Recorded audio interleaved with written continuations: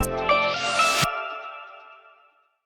love, and welcome back to another video. Today I am showing you my sister's lock journey and how we've transitioned from Sisterlocks to Microlocs.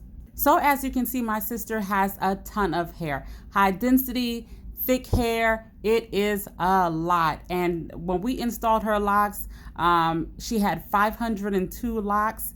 I did them small, y'all. I can't even admit I did them small all over. She had the same parting size all over her head. Although she had beautiful thick hair, it was gorgeous, it was lovely, she got tired of the 4-hour retightening because, as you know, as your hair gets longer and you have a lot of it, the retightenings start taking longer. And so she got tired of it, and so we've combined them. So fast forward to our retie day. I am retightening her hair, and I am just going to show you guys what I've done. She is now down to, I believe, 315 locks. But we've combined her locks. You can see some of them still have the Y at the end. And even with all of that, she still has, you know, thick hair. Combining her locks is not going to reduce the thickness or the density of her hair, but it will lessen the retightening time. So now we at 1.5 hour retightening time, and she's pleased with that. Although at every retightening, she's trying to get me to combine more and more locks.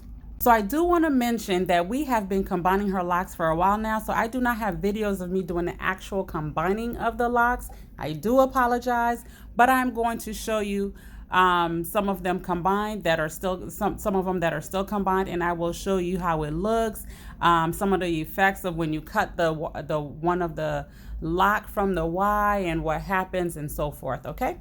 When I first started combining my sister's locks, because she had so many locks, I would cut, I would leave one regular lock as normal, and then the lock next to it, I would cut it halfway, maybe leave about 1 inch off the scalp, and then comb that out and split that and put half with a current lock and the other half with another lock. So that's what I started doing initially when we did the combining. So because I did that, most of the squares still look very uniform, especially in the front, because I'm still trying to maintain the grid. But all of these locks you see on the top have been combined. Some of them have been combined twice. I'm going to show you, like these two right here that I'm pulling up. Those have been combined twice. So I combined them initially and then combined them again. As you can see, these are newly combined. These been combined in the past 4 months or so. So those are newly combined, but the previous strands have been combined prior to that. I've been combining her locks before I started YouTube, so that's why I don't have videos, okay? But the other ones, they've just only been combined once. And I will continue to show you more of the different things I've done. And with that row, you see the first 3 I combined up and down. And it's because with the first 3 locks in that row, I'm not too concerned about the locks lining up, because it's the first 3 in the front. You have a little bit more leeway, and then it splits into the 2 rows, and I'm completely okay with that. She wants them bigger, but I'm still, you know, I still want a decent grid. Her hair is my masterpiece, so although that's what she wants, I'm the older sister and I have a little bit of say-so of how I want her hair to look. Ideally, if she continues to want them combined, I would encourage her to just start over, because I still want a neat grid, and she does too, but at the same time, a short retightening time is more important than a neat grid to her. So this is the back. As you can see, those were recently, those been combined in the past couple of months. The back, I still have some Y on there. The 2 tails, I guess that's what some people call them. I still have that on there. Eventually, I do cut one off. If you do not want to cut your strands off and it's still you still want to keep them, you can always crochet it. If it's soft enough and have enough room to crochet the locks, you can certainly do that. But she cuts her hair often, so there's no need for me to crochet anything, put in that extra work when she cuts her hair and the Ys. the Y's end up getting cut off anyways. See, these locks have been combined. I'm still trying to maintain the rows as I'm combining her locks. Those don't have any Y on the end, but it's because we combined prior, and you see where it's a little thicker on the from the root where I'm touching is a little thicker there, and then it gets a little bit skinnier. It's because we combine and then cut some of the cut the Y, and this is what it looks like when it's transitioning from the Y cut to the individual strand. So that's pretty much what you're seeing there. When I'm combining, I make sure to keep consistent somewhat of a grid. It's not always possible, but I try to keep it. So when I'm combining, I try to keep the size consistent. So I might be combining vertically, horizontally, whatever it is that you decide to do, be consistent within that row. Wherever you cut the Y off, that part, the ends of it open, as you can see right there. It opens, so therefore it's going to try to go through the locking process again when you do cut your Y off. So be mindful when you cut that Y, that part that is cut, it is going to open and going to try to pretty much try to lock again. So be mindful of that. One thing you can do, you can crochet the area where you cut that Y. You see where the extra loose hairs, or you can crochet it to kind of pull those strands in to help it to not be so puffy. Because when the hair is loose, it is going to be somewhat puffy until it locks itself or until you crochet it. So with this row, because the locks were small, this row I combined up and down. I combined vertically. And when I did that, I remained consistent throughout, so I'm not messing up any gridding, as well as the previous row. The row above it was combined vertically as well. So those 2 rows that you see, they used to be 4 rows. Man, I put so many locks in that girl's head. So take notes, y'all. If you do not like to sit long for retightenings, and if you're tender-headed, do not put a bunch of locks in your hair, because you're going to be struggling and then end up doing this in the long run. So I know people want a lot of small locks. They want, these itty bitty locks. You can get it if you want to, but consider the long-term effects, My sister, she just, she didn't ask for small locks. She just wanted Sisterlocks, and I was new to the locking process. So I just did, a consistent small locks all over her head and did not increase. But then when I got my mentorship and everything else, I understood how I should do things. I got better. But although her locks were fantastic, the grid was on point, they were just way too small. So, and later on, she was just tired of small locks and long retightenings. And she's so tender-headed. Lord, she's so tender-headed. So she is just like combine. So be mindful of that. If you're tender-headed, you do not like to sit long for a retie, you do not want to be spending half your day getting a retie, consider the size of your locks. So one thing I want to point out, when you combine your locks, the part that is combined is going to be thicker than the part that is not combined.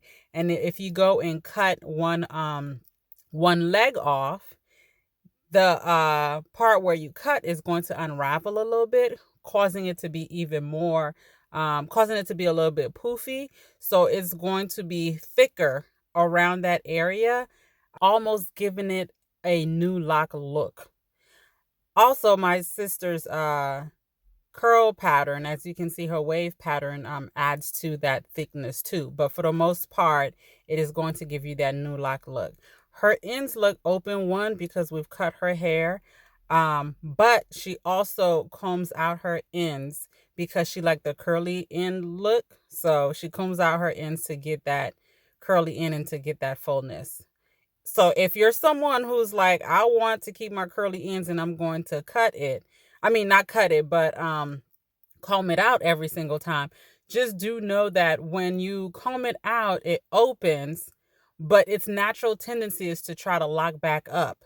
So if you're trying to not have it lock up, then you are going to incur some type of maintenance, some ongoing maintenance to keep the ends open. So it is work to keep your ends open because she's constantly in her hair. But if that's you and you want to do that, that's fine. But she is constantly in her hair, keeping them ends open. While we're at it, if you have not subscribed to my channel, please go ahead and subscribe to my channel. I am trying to hit 20K by the end of the year, so help your girl get there. Like the video, let YouTube know that you're enjoying my content, like it so they can continue to share it to other people. So thank you. Y'all, I meant to say 10K, but since 20 slip out, we're going to let it ride. Because, baby, if my mouth going to speak it into existence, then we just going to let it be. We going to let it be. Okay, back to the video. All right, so as you can see, there's still quite a few Ys in her hair, still 2 tails in her hair, right? Most of them have been cut, but just keep in mind, some people typically keep their Ys for fullness. So I usually wait when the Y, when her hair is longer or the new growth is more than half the lock size, if that makes sense, before I cut that Y off. Because once you cut it off, it lowers the volume of your hair. So I wanted to show you guys this example. On the far right, that smaller lock, that is an original lock that has not been combined. The other 2 on the right have been combined. So you can see the difference in the width of the lock. So she had on the far right 503 plus of those locks. And here on the right, on the left, they are thicker. So if you're concerned about volume, not having volume when you combine your locks, you will still have volume if you have high density, thick hair. So she has high density, she has thick hair, so she still has that volume, even though locks have been combined. Okay, y'all, retie is done. This is her hair. Can y'all believe in that section? I had 12 locks in that row. There were 12 locks in that row, and now we're down to 7. So we have combined a lot, and I've tried to maintain the sizes keep them consistent as possible. The middle is definitely bigger, and some areas are bigger, but I try to keep most areas consistent as possible. To have it looking somewhat decent. She has been toying around with the idea of combing out her locks. Well, she wouldn't comb them out. She would just grow it out and then cut it and then starting over with Microlocs. So I don't know if that's what she's going to do because right now she's loving the stage that it's in. I would prefer if she would start over so we can start with more of a consistent grid. Well, she has a grid. I just wish the locks sizes were more consistent because some are smaller than others. So ideally starting over would be great for consistent bot sizes, but she doesn't care about that. So we will see what she does, and whatever she decides, I will definitely keep you guys abreast on what she does with her hair.